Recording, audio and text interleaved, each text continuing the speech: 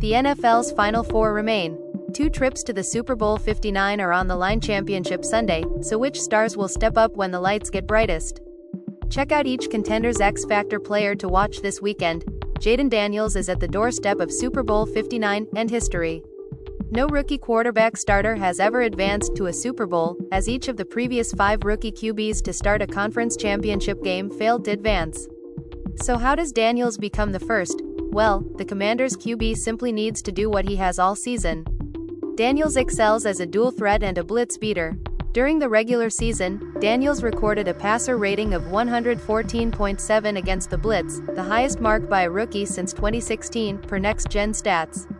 Blitzed on 54.1% of his dropbacks in the divisional round against the Lions, Daniels registered 191 passing yards in such situations, the second most by a rookie QB against the blitz in a game, regular or postseason, since 2016. Philadelphia is all too familiar with Detroit's struggles. In a Week 16 meeting, the Eagles dialed up the heat on Daniels by sending their second highest blitz rate this season, 35.6%. While Philadelphia has gotten pressure on 52.4% of its blitzes against Daniels, the NFC East champion has sacked him just once.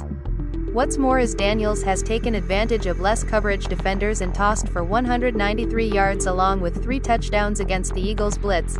Daniels stays cool under pressure. In Week 16, the rookie phenom generated a plus 11.2 EPA under pressure, the 4th highest by a rookie in the Next Gen Stats era, while converting more first downs, 4, with his legs than the rest of his team combined, 3.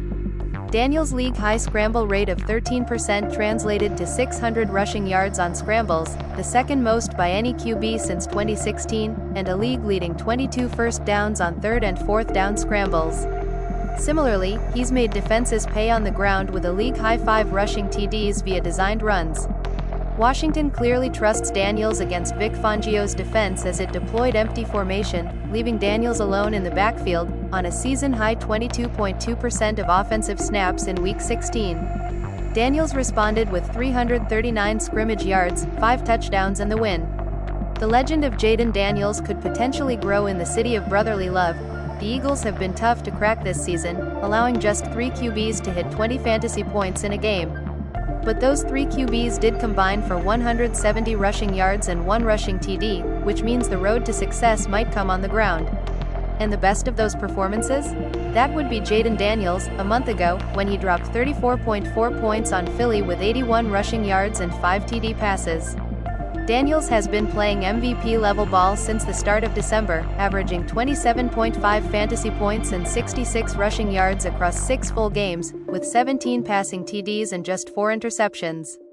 He's a stud. Not much remains to be said about Saquon Barkley's impact on the Eagles' offense this season. Philadelphia's crown jewel has produced 5 explosive runs, run of 12-plus yards, across the Eagles' 2 playoff games and just ran wild for 205 yards and 2 TDs in the divisional round. Washington, meanwhile, has allowed the NFL's second-highest explosive run rate, 13.2%, and the most yards before contact per carry, 1.9, to running backs this season, per Next Gen Stats. In 2 regular season meetings, the Commanders surrendered 197 yards before contact to Barkley and 6 explosive runs. If those trends continue, it won't end well for Washington. Barkley's 829 rushing yards before contact this season is the most by any player in a season since at least 2017. To get a sense of how effective Barkley has been behind the Eagles' offensive line, consider that Barkley's previous career high in this metric was 489 as a Giant in 2022. Barkley has done most of his damage rushing outside the tackles, but the Commanders could look to slow him down by loading the box. When doing so and utilizing more defenders than blockers, Washington has held opposing rushers to just 45 yards through 2 postseason games. But if Barkley breaks loose, there's no slowing him down. His 13 runs where he reached a top speed of 20+ mph this season more than double any other RB and are 5 more than any player has had since 2016. If Philadelphia wins the rubber match against Washington, Barkley will likely be the reason why. It's not often we have a 2-game sample size for a player-opponent matchup heading into a 3rd game. And it's even less often that said player totaled more than 60 fantasy points in the first 2 games.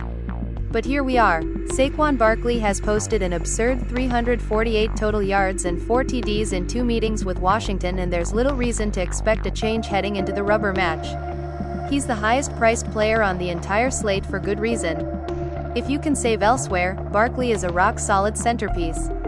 Josh Allen is preparing for the biggest game of his career on Sunday, a date with Patrick Mahomes' back-to-back Super Bowl champion Chiefs.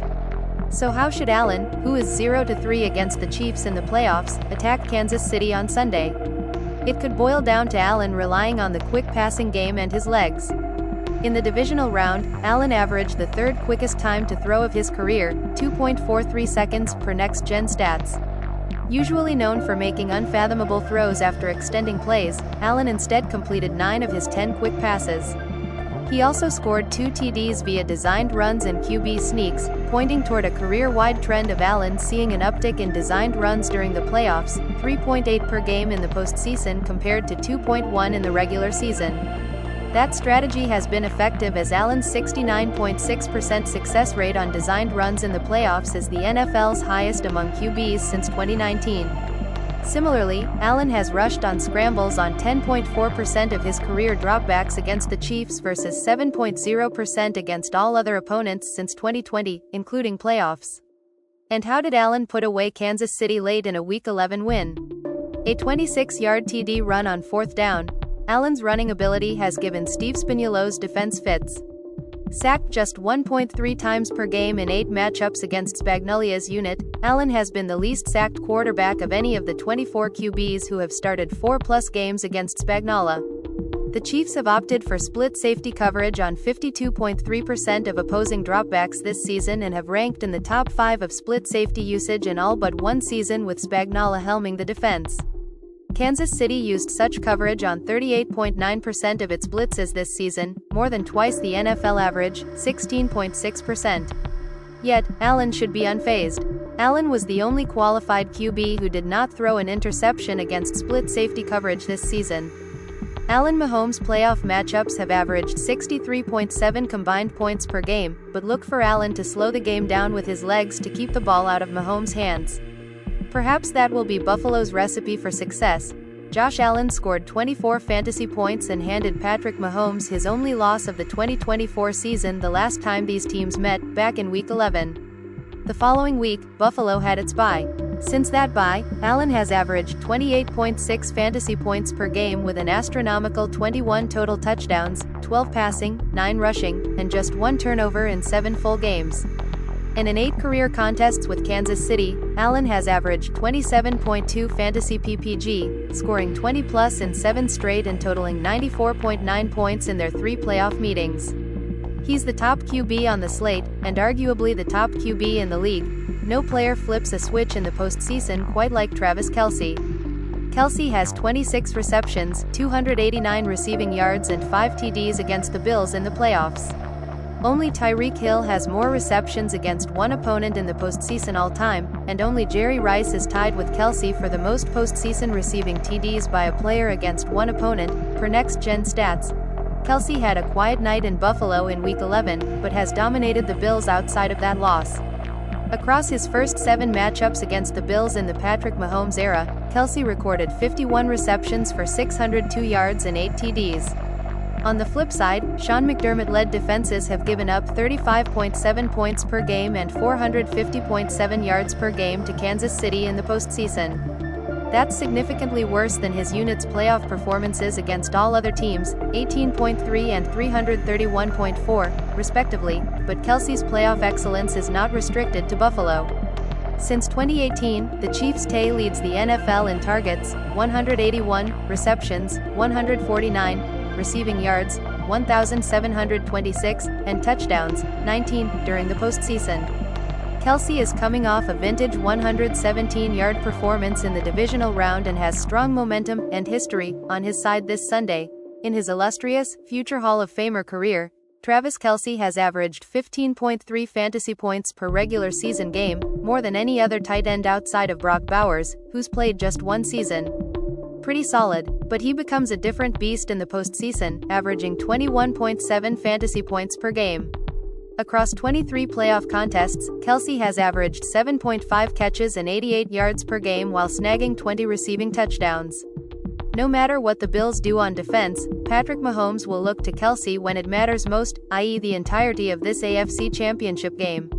Expect him to outscore every tight end and most of the flex plays on this slate.